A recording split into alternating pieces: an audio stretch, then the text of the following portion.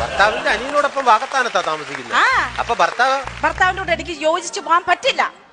ഒരു സ്ത്രീയോട് ഒരു പുരുഷനും ചോദിക്കാത്ത ചോദ്യങ്ങളാണ് എന്റെ ഭർത്താവിനോട് ചോദിച്ചത്. അതും എന്റെ മുഖത്ത് നോക്കി ചോദിച്ചു. അതൊക്കെയായിരിക്കും ഇങ്ങനെ ഒരു തീരുമാനം എടുക്കാൻ വേണ്ടിട്ട് ഇവരുടെ പ്രചോദനം തന്നത്.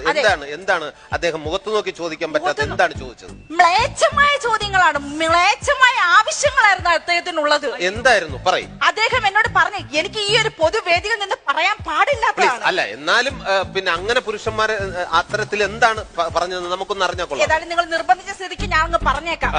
അദ്ദേഹം എന്നോട് പറഞ്ഞ എന്താണെന്ന് അറിയാമോ?